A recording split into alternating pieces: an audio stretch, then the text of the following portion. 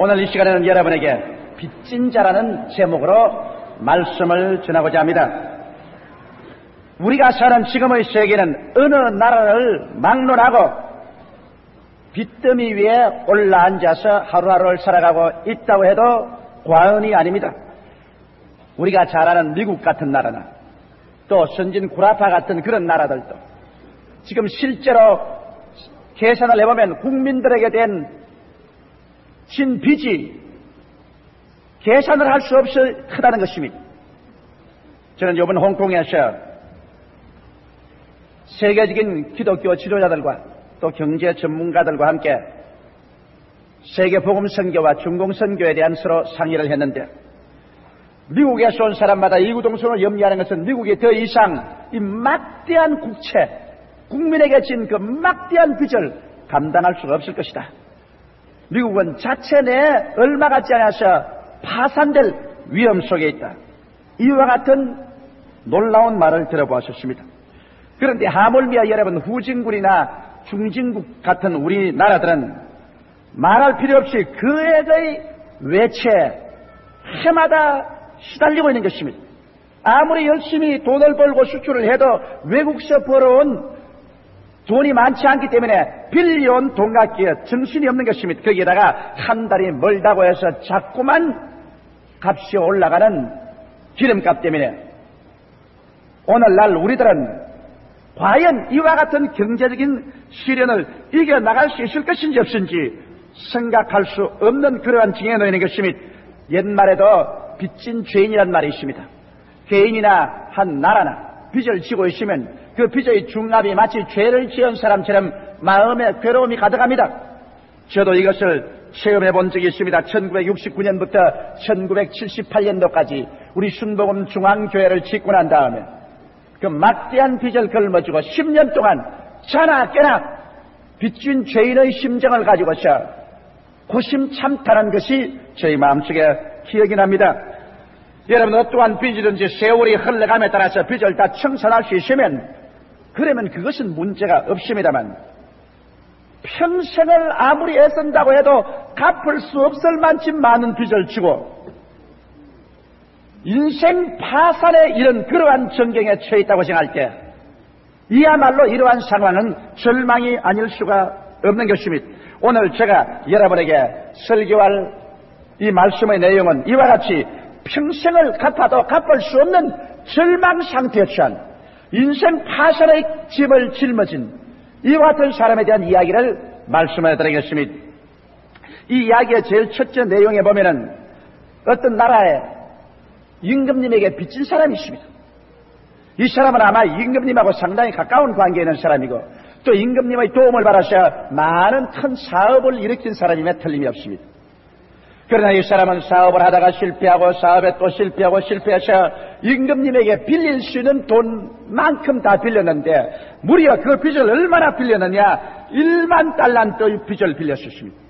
1만 달란트라면 오늘날 미화로 계산하면 1천만 달러, 우리 한국 돈으로 계산하면 60억의 빚을 짊어지게 된 것입니다. 말이 쉬워 그렇지 여러분. 오늘날 여러분 한 개인이 60억의 빚을 짊어졌다면 이야말로 인생 파산입니다. 이건 뭐 하루 이틀에 갚을 수도 없고 한평생을 갚아도 못 갚습니다. 나는 만일 조용기가 오늘 누구에게 60억의 빚을 졌다면 아예 머리가 백발이 되도록 먹고 입고 마시지 아니하고 다 갚아도 갚을 자신이 없습니다. 그러니 대구나 이 사람이 임금님 앞에서 1천만 달란트 약 60억의 빚을 이제는 청산할 도리가 없습니다. 그런데 빚을 갚아야 될 날짜는 자꾸만 다가옵니다. 이래서 그 집안은 초상난 집안 같습니다. 이제는 그 남편도 아내도 자식들도 온 가정에 기쁨이란 하나도 없습니다. 빚을 지고 있을 동안에 그 마음의 중압으로 사람이 기뻐질 수가 없습니다. 이래서 이 가정엔 침울하고 우울하고 조금만 일이 생기면 서로 부부간에 논쟁을 하고 절망에 처했습니다. 몇 분이나 모여가지고서 이러지 말고 집단 자살을 하면 좋지 않겠는가, 그런 인원을 수없이 한 그런 가정입니다. 그런데 이제 빚을 갚을 날짜가 다가왔습니다. 그는 임금님의 음명을 받고서 임금에게 불려나갔습니다. 임금은 한 말이, 자, 이 사람아, 네가 1천만 달러 60억의 빚을 졌으니 이제는 빚을 갚아요. 그래서 이 사람은 임금님 앞에 엎드려 가지고서 손을 발이 되도록 부비면서 간청을 했습니다. 임금님, 보시다시피 60억 원을 어떻게 갚습니까? 그래, 내게 말미를 줘야 됩니다. 내가 최선을 다해서 시간을 얻으면 빚을 갚도록 예를 써보겠습니다. 그러므로 내게 시간을 주소서. 임금이 말했습니다. 이 사람아, 여태까지 내가 말미를 주고 시간을 줘도 소용이 없었다. 이제는 더 이상 참을 수 없다.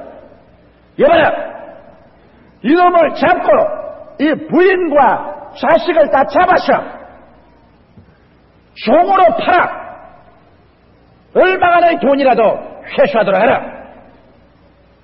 그 임금의 말에 하늘이 무너지고 땅이 꺼지는 것 같았습니다. 그래서 이 사람은 임금님 앞에 엎드려서 조아려 통곡을 하고 울면서, 자비하신 임금님, 그것만은 삼가해 주십시오. 하도 처량하게 간청을 하고 울기 때문에 임금이 그 마음속에 불쌍한 생각이 생겼습니다. 이래서 임금이 그 돈 자기에게는 일수도 없고 좋고 없이도 좋으니까 빚을 갚을 수 없는 절망에 처한 이 사람을 불쌍히 여기셔서 그 빚을 탕감해 주고 마는 것입니다. 여러분, 빚을 탕감해 주었다는 것은 이제는 이 사람이 빚을 안 갚아도 되게 된 것입니다. 얼마나 그 마음속에 감사하고 얼마나 기가 막히겠습니까? 왜 예수님이 이 이야기를 하시냐면, 이 이야기야말로 바로 우리 아담과 하와 조상 이후로부터 시작해서 지금까지 살아온 여러분과 나의 전경인 것입니다. 성경 말씀에 죄의 값은 사망이라 죄를 지은 사람은 죽으라고 했는데, 아담과 하와 이후로부터 죄를 지은 우리들은 전혀 우리의 힘으로는 이 죄값을 갚을 수 없는 빚더미에 올라앉은 것입니다. 우리는 전통적인 유전죄에다가 자범죄를 지어서 죄와 허물로 죽어버렸습니다. 한 사람도 자기의 죄를 갚을 만한 실력 있는 사람은 없습니다. 자기의 죄를 갚기 위해서는 자기가 죽어서 영원히 심판을 받아야 되는데 누가 이 죄를 갚을 수가 있겠습니까?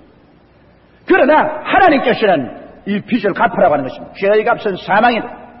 죄를 지은 영혼은 죽어야. 처참한 전경에서 인류가 허덕이고 고통하는 것을 보시고 하나님이 불쌍히 여기셨습니다. 그래서 요한복음 3장 16절에 하나님이 세상을 이처럼 사랑하사, 어느처럼 사랑했다고요? 그 독생자를 주셨으니 누구든지 저를 믿으면 멸망하지 않고 영생을 얻으라고 하신 것입니다. 예수 그 아들을 육신의 몸을 쓰시고 세상에 내려오게 하셔서 우리 아담으로부터 시작해서 마지막까지 전 인류가 걸머진 그 모든 죄를 예수 앞에 다 담당시킨 것입니다. 그런 죄를 지은 적이 없으면서도 죄인이 되고, 불의한 일을 한 적이 없으면서도 불의한 자가 되고, 살인한 적이 없으면서도 살인한 자가 되고, 그래서 우리의 죽을 자리에 우리의 죄와 불의와 추악과 저주를 한 몸에 걸머지시고 주님께서 하늘과 땅 사이에 올라가셔 처참하게 하나님께 버림을 받으셨습니다. 이래서 하나님께서는 인류의 죄를 그에게 다 청산하기 위해서 무자비하게 그를 쳤습니다. 그 아들조차도 얼마나 괴로웠던지, 하나님이여 하나님이여 어찌하여 나를 버리시나이까 통곡하고 탄식했습니다. 그러나 하나님께서는 그의 기도를 들어주지 않으셨습니다. 죽음으로 말미암아 그 생명의 대가로서 그 보혈로서 모든 죄를 다 주님 청산하십니다. 3일 만에 그 아들을 주님께서 부활시킨 것입니다. 이러므로 오늘날에 와서 이제는 우리가 도저히 우리의 죄값을 치를 수 없는 절망적인 상황에 있는 우리들이 예수 앞에 나와서 우리의 죄를 고백하고 하나님 아들 예수를 나의 구주로 모셔드릴 때 우리는 이 60억 빚을 지고 버림받아야 될 사람이 빚의 탕감을 받은 것처럼 우리들도 전혀 우리의 죄악의 빚에서 탕감을 받고 말한 것입니다. 그러면 여기 이 이야기 가운데 두 번째 우리가 관심을 가질 것은 이 임금님의 자비를 받고 탕감을 받은 이 사람의 상황을 한번 보십시오. 이 사람은 이제 빚이 전혀 없는 사람같이 됐습니다. 1천만 달러 60억의 빚 가운데 자나 깨나 고민하고 그 고통과 중압에서 사는 것 같지 않다가 일시에 그런 빚을 한 푼도 안 진 것처럼 됐습니다. 장차 갚으라는 유예도 아닌 것입니다. 빚을 좀 깎아줬다는 것도 아닙니다. 아예 빚을 하나도 없이 다 탕감을 해줬기 때문에 한 번도 빚을 안 진 사람처럼 되어버리고 마는 것입니다. 여러분, 이것이 바로 오늘날 우리 하나님께 용서받은 사람의 정화인 것입니다. 여러분과 내가 죄를 짓고 불의하고 추악한 사람들이 아닙니까? 우리의 죄가 머리털 수보라도 더 많습니다. 그리고 우리가 한평생 살아온 것을 돌아보면 지은 죄밖에는 우리 마음속에 기억나는 것이 없습니다. 그럼에도 불구하고 예수 앞에 나올 때 하나님께서는 여러분과 나의 죄를 탕감하셔 그리도 아니하셔 죄를 한 번도 안 지은 사람처럼 만들어버리고 마는 것입니다. 아예 주님께서 여러분과 나를 보실 때 여러분과 나의 죄는 안 보입니다. 전혀 탕감해버리고 죄를 한 번도 안 지은 사람처럼 만들어서 하나님 앞에 이제 설 때 죄인으로 서지 않고 당당한 의인으로 서게 되고 어떠한 마귀가 와서도 참수할 수 없도록 의로움을 주신 것입니다. 그러므로 성경은 말씀하기를 그리스도는 우리의 죄를 위하여 내어주신 바 되고 우리를 이롭다 하기 위하여 다시 살아나시느니라. 예수께서 부활하심으로 말미암아 이제는 여러분과 나의 죄악은 다 청산되었습니다. 이러므로 오늘날 누구든지 죄를 지었음에도 불구하고 못났음에도 불구하고 버림을 받아야 마땅함에도 불구하고 있는 그대로 못난 그대로 예수 앞에 나와서 여러분의 죄를 고백하고 예수를 구주로 모실 그 순간에 여러분의 일생의 죄악은 탕감되어 버리고 마는 것입니다. 안 지은 것처럼 전혀 하나님 보시기에 죄가 없습니다. 그렇지 않았더라면 이 사람처럼 여러분도 잡히고 여러분의 처자와 일생이 모두 잡히어서 영원한 사망의 종으로 팔려버리고 말아야 될 것인데, 그런데 우리들은 탕감을 받고 난 다음에 이제는 우리는 죄와 죽음과 지옥과 마귀와는 상관이 없습니다. 우리에게는 이제 오직 하나님 앞에 서서 영광의 축복을 받을 이것만 우리 소망 가운데 있는 것입니다. 이러기 때문에 예수 그리스도의 은혜를 생각할 때 우리의 마음속에 감사와 찬송이 나지 아니할 수가 없는 것입니다. 우리는 매일같이 주님을 감사하고 매일같이 찬미해야 될 것인 것입니다. 예수님이 흐르는 그 보혈은 오늘날도 효과가 있어서 누구든지 주님 앞에 나오기만 하면 이 시간에 구원을 받고 하나님께서 그 대가로서 성령으로 여러분께 채워주시며 여러분과 내 마음속에 소망으로 넘치게 해주시는 것입니다. 이것 이외에 여러분 이 세상에 우리에게 소망이라고는 다른 아무것도 없습니다. 사람이 부귀 영화 공명을 다 가지고 있어도 어디에서 와서 무엇 때문에 살며 어디로 가는지 알지 못할 때 그의 삶의 모든 가치라는 것은 먼지와 티끌에 불과한 것입니다. 인간에게 가치는 같으나 일순간적으로 풀은 시들고 꽃은 떨어지고 모든 것은 끝장이 나고 마는 것입니다. 온 하늘 아래 있는 사람들 중에 이 마음속에 참 생명의 진리를 알고 참 도를 깨닫기를 원하는 사람들이 얼마나 많은지 압니까? 일본이 부흥이 안 된다고 해도 여러분, 제가 일본에 가서 순복음을 전개해 보니까 우리 한국과 다른 점이 조금도 없어요. 모든 사람들이 갈급하고 사람들은 구름대같이 모여오고 열심히 기도하고 예수를 믿고 굉장한 간절한 심정으로 주를 찾고 있습니다. 결국 일본의 복음 전개가 되지 않은 것은 일본 사람들이 예수를 안 믿는 것이 아니라 교회가 실패하는 것이며 주의 종들이 올바른 복음을 전하지 않았다는 것입니다. 지난 금요일 날부터 토요일 아침까지 제가 홍콩에서 중공선교에 대한 이동을 우리가 같이 했는데, 지금 중공에서는 굉장한 부흥이 일어나고 있습니다. 거기는 목사도 없습니다. 장로도 없습니다. 권사도 없고 집사도 없습니다. 그런데도 불구하고 중공 환동성 일대로부터 시작해서 제후의 산동성 일대에는 부흥의 불길이 영원의 불길같이 일어나고 있는 것입니다. 그럼 그 사람들이 교회에 모이나요? 전 중국에서 정부가 허락한 교회라고는 4개인가 5개밖에 지금 허락되어 있지 않습니다. 그러면 어떻게 해서 부흥이 일어나요? 모두 다 구역 예배입니다.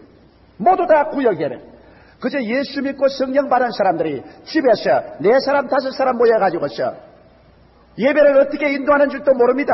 그러면서 그냥 기도하고 성령 충만히 받고 안수를 해서 병이 낫는데 그 이야기를 들어보니 사도행전의 그것은 비교할 수 없을 만큼 기사와 이적들이 나오고 있어요. 그래서 중공에는 목사도 없고 장로도 없고 권사 집사도 없지만은 평신도를 통하여서 성령의 역사함으로 말미암아 성령의 연애로 예수 믿고 구원을 받고 예수 믿고 죄악의 시 탄감을 받고 영생을 하는 운동이 크게 번져가고 있는 것입니다.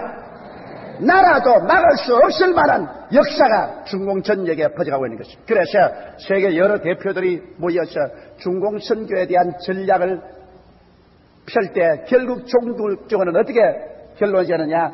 중공 선교는 한국 순복음 중앙교회 가서 배워야 되겠다.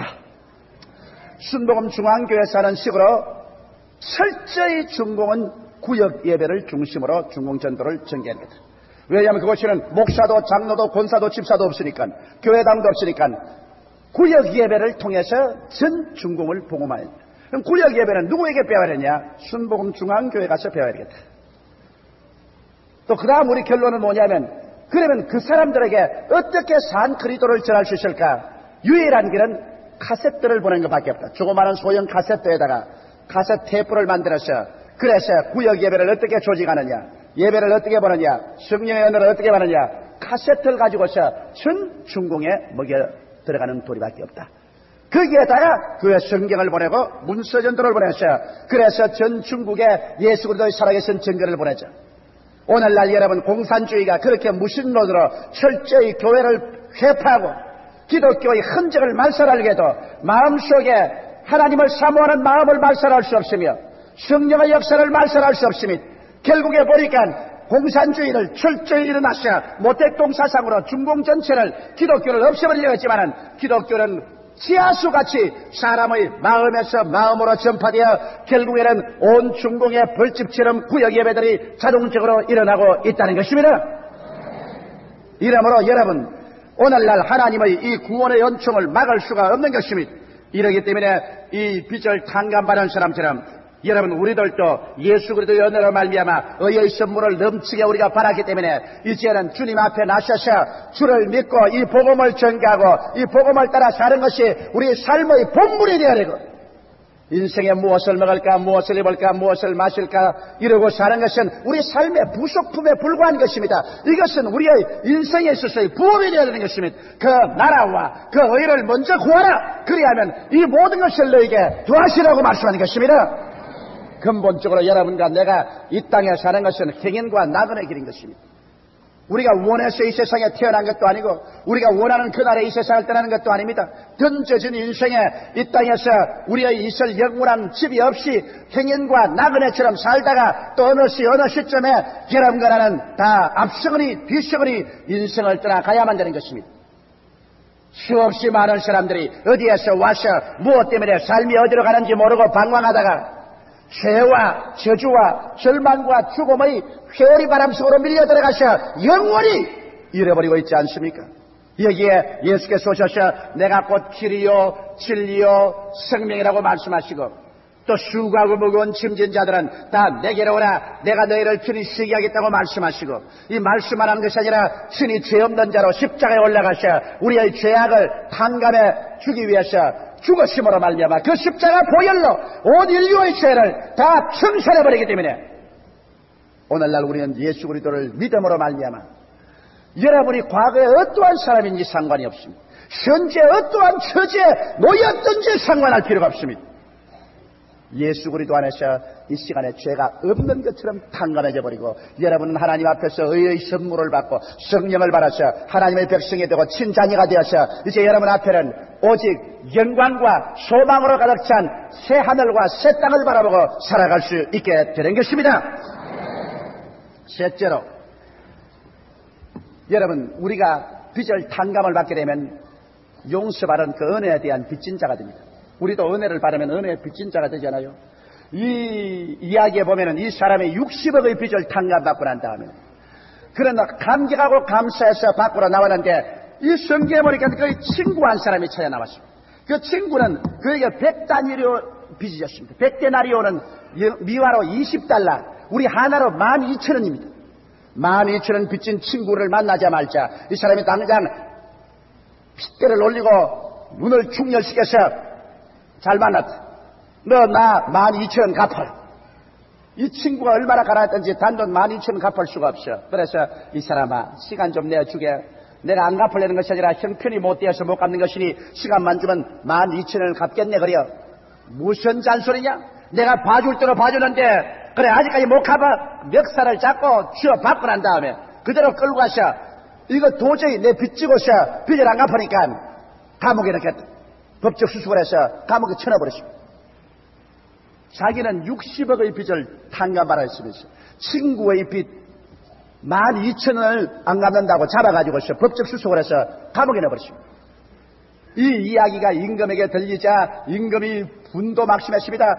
보좌에서 일어났다가 앉았다가 분으로서 충천하고 떨면서 말이 그 녀석을 당장 잡아놓으라. 내가 자기를 불쌍히 여겨서 60억의 빚을 탕감해 주었는데 자기는 자기 동관 친구 12,000원의 빚을 마땅히 불쌍히 여겨서 용서해 줄 것이라. 그런데 그가 내게 받은 사랑을 자기 친구에게 베풀지 않았으니 데려오너라. 끌고 왔습니다. 임금이 분노해서 내가 너에게 자비를 베풀고 불쌍히 여긴 것만큼 너도 내 이웃을 불쌍히 여겨야 될 것을 그렇지 못했으므로 나는 너가 그 빚을 갚을 때까지 이제는 나도 너를 감옥에 넣어서 옥졸에게 붙여 고통에 처하겠다. 이놈을 잡아서 감옥에 쳐넣어라. 그러고 난 다음 무섭게도 성경은 말하기를 너희도 너희 이웃에게 죄를 용서해 주지 아니하면 하늘에 계신 아버지가 너에게도 이렇게 하실라. 이 말씀을 여러분 우리 깊이 기억해야 되는 것입니다. 제가 오늘 아침에 이 설교를 한 이유가 어디 있는가요? 오늘날 여러분과 나는 예수 그리스도로 말미암아 하나님 앞에서 막중한 빚을 청산받았습니다. 영원한 죽음의 죄의 빚을 청산받았기 때문에 이제는 우리도 이웃을 용서하고 이해하고 동정하고 사랑해야 될 사랑의 빚을 걸머진 것입니다.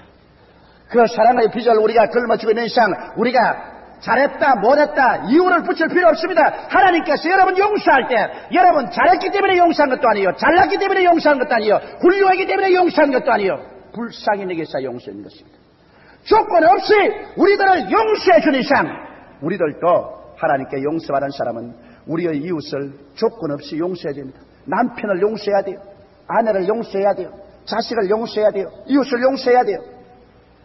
오늘날 여러분 왜 수없이 많은 우리 성도들이 영적, 정신적, 육체적, 생활적 감옥에 갇혀서 고통당하는지 알아요? 저는 오랫동안 그 이유를 몰랐습니다. 예수를 잘 믿는 같이 보이는데도 불구하고 기도가 안 나오고 성령 못 받은 사람도 있고 정신적으로 초조, 절망, 고통이 있고 병들고 생활에 파괴 이르고 하나님이 아무래도 알 수가 없습니다.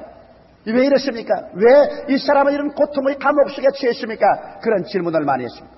물론 제가 말하는 것이 전적 이유는 아니겠지만 수없이 많은 사람들이 존재적인 감옥 속에 처해 있는 것은 용서하는 마음이 없기 때문에 그런 것입니다.